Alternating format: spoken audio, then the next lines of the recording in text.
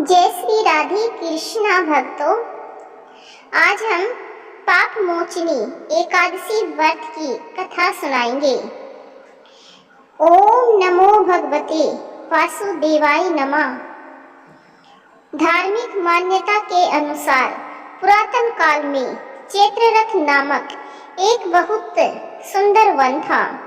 इस जंगल में च्यवन ऋषि के पुत्र मेधावी ऋषि तपस्या करते थे। इसी वन में देवराज इंद्र गंधर्व कन्याओं, अप्सराओं और देवताओं के साथ विचरण करते थे। मेधावी ऋषि शिव भक्त थे, जबकि अप्सराएं कामदेव की अनुचरी थी।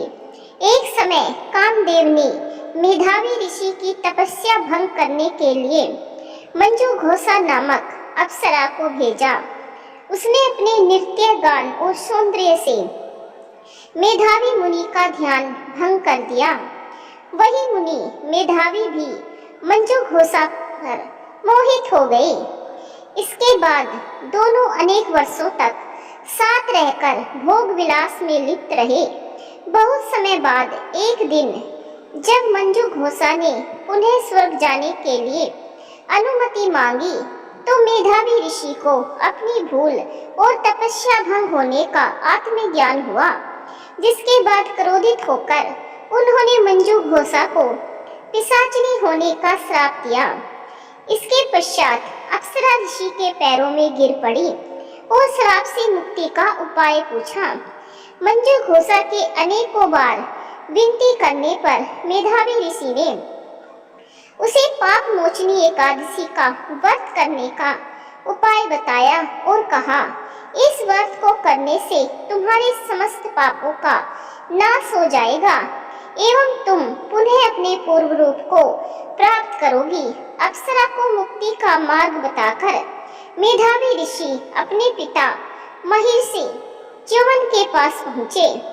वहां पहुंचकर उन्होंने पिता से अपनी तपस्या भंग होने का कारण बताया और ये भी कहा कि उन्होंने क्रोधित होकर उस अप्सरा को श्राप दे दिया। श्राप की बात सुनकर च्यवन ऋषि ने कहा कि पुत्र, यह तुमने अच्छा नहीं किया।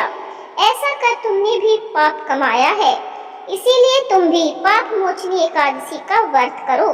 तब ऋषि मेधावी और मंजू घोषा ने विधि विधान से पाप मोचनी एकादशी व्रत का पालन किया, जिसके फल स्वरूप उनके सारे पाप कर्म नष्ट हो गए।